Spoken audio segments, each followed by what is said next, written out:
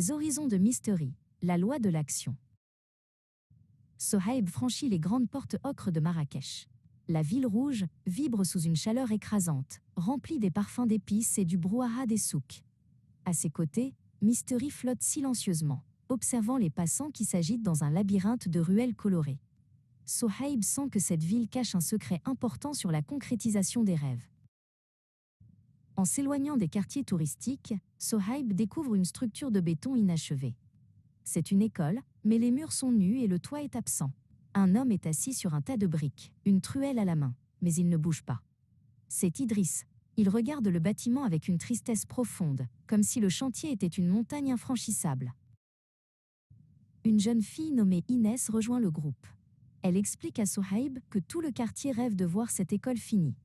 « Nous en parlons tous les soirs, dit-elle en soupirant. Nous avons l'intention de la terminer, nous le voulons vraiment. Mais regardez, rien ne change jamais. Les intentions flottent dans l'air comme de la poussière, mais le sol reste jonché de débris. » Mystery s'illumine soudainement et ouvre le livre des lois de l'excellence. « L'intention sans action n'est qu'une illusion, Sohaib, déclare la créature. Il explique que pour donner vie à une idée, il faut briser l'inertie par un premier mouvement. Tant que personne ne pose la première pierre avec détermination, l'école restera un squelette de pierre. » Sohaib ne perd pas une seconde.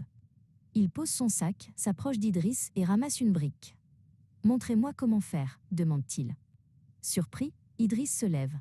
Ensemble, ils commencent à préparer le mortier. Le son de la truelle contre la pierre résonne enfin dans le quartier. Ce n'est qu'un petit geste, mais le silence de l'inaction est brisé. Inès voit le changement et court chercher de l'aide. Rapidement, elle revient avec d'autres habitants. Elle s'installe avec Idriss pour organiser les seaux d'eau et les sacs de chaux. Le chantier, autrefois désert, commence à grouiller de vie. L'énergie circule de main en main, transformant la volonté abstraite en réalité physique. Le mouvement devient contagieux. Les voisins apportent des échelles, des pinceaux et des outils. Mystery vole au-dessus de la foule, laissant une traînée de lumière bleue qui semble relier chaque travailleur. Sohaib comprend que l'excellence n'est pas un état statique, mais un mouvement perpétuel vers un but précis. En quelques jours, l'école est transformée. Les murs sont peints en blanc et bleu, et le toit protège enfin les salles de classe. Inès accroche fièrement une cloche à l'entrée. Le quartier n'est plus le même. L'action a redonné de la dignité et de l'espoir à tout le monde. L'illusion a laissé place à une construction solide. Le pendentif de Sohaib se met à vibrer violemment. Une nouvelle inscription s'illumine. La loi de l'action. Mystery sourit. Tu as activé le moteur de ton voyage, Sohaib.